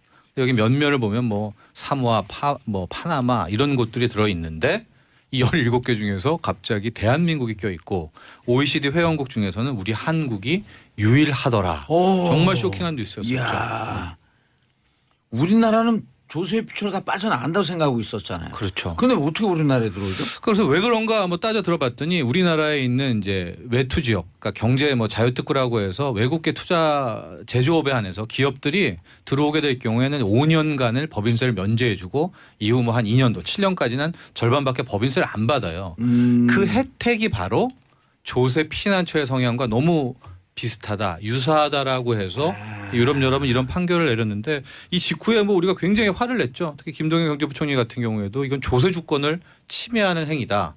왜냐하면 실제로 다 경제 특구라는 건 있거든요. 예. 하고 홍콩 같은 경우 우리보다 훨씬 더 하고 싱가포르 우리보다 더 하죠. 무관세 아니에요, 거기는 아예 다 법인세를 안 예. 받는 게 뭐 몇십 년간 하는데 왜 거기는 안 올렸냐 이렇게 얘기가 나오고 그 다음 얘기가 이게 굉장히 중요한데 유럽 연합의 그럼 이후의 의도는 뭐였을까? 최근에 한 2년간 3년간 봤는데 국내에 외국계 투자자들이 가장 큰 비중을 차지하는 곳이 어딜 것 같습니까? 저는 미국이라든가 중국일 줄 알았는데 아니었습니다. 거의 30% 넘는 곳이 유럽 자금, 유럽 기업들이었던 거예요. 우리나라 들어온 그 외국계 제조업 기업들이. 그러니까 유럽연합 입장에서는 아니 우리나라에서 잘 나가는 저 기업, 유럽에서 잘 나가는 게 왜 한국에 가지? 가지 마라. 그러네. 차라리 자국에다 공장 지어라. 이런 것 때문에 우리를 갑자기 조세회피처 블랙리스트에 올리는 것이 아니냐.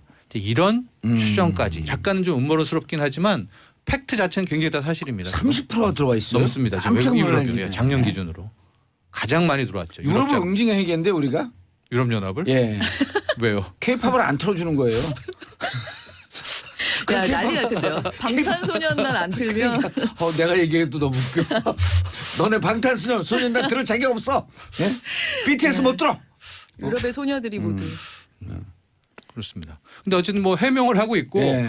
유럽연합이 그래서 이게 제재는 또 발표를 하지 않았거든요. 예. 내년 1, 2월 중으로 한국은 뺄 수 있다 뭐 이런 후속 빼죠. 보도까지 좀 나오고는 있습니다. 방탄소년단 나왔는데 방탄소년단 나온 김에 권혜리 기자님 BTS가 뭐의 약자인 줄 아시죠? 방탄소년단이요. 그거 아니에요. Beyond the Scene. 현재 상황을 뛰어넘어서. 그러니까 방탄소년단 아니에요? 네, 원래 방탄소년단을 했는데 세계로 나가고 좀 촌스러우니까 Beyond the Scene. 저 그래서 아니 왜 얘네는 왜 그분들은 왜 BTSD가 아니야? 저 그렇게 생각하고 있었거든요, 계속. 자, 우리가 그런데 이게 국가 이미지가 굉장히 훼손됐나요? 그럼요. 왜냐면 외신이 다 보도를 했죠. 오. 17개 나라. 거기에 대한민국이 있으니까 이거를 보는 정말 뭐 프랑스 사람이라든가 일본 사람들, 중국 사람들 한국이 조세회피처네라는 게 이게 각인이 한번 되면 대외적인 신인도 또 많이 떨어지죠. 이미지. 우리 평창 동계 올림픽인데 올림픽 개최하는 나라를 조세회피처 블랙리스트라니요. 예. 그래서 또 뭐 일부 보도에서는 해명 기회를 줬을 텐데 소명 기회를 우리가 좀 소홀히 우리 대한 공무원들이 소홀히 아니냐. 대한 거 아니야. 이런데 여기에 대해서 기획재정부는 아니었다. 예. 오히려 그쪽에서 충분히 소명할 기회를 안 줬다. 이런 어떤 진실 공방이 남아 있습니다. 그런데 유럽의 뜻을 알겠네요. 유럽연합에. 민주주의의 종주국이라고 자기들 생각했었는데 촛불에 밀리니까 화가 났던 거예요. 정말 어디로 튀실지 모르겠어요, 진짜.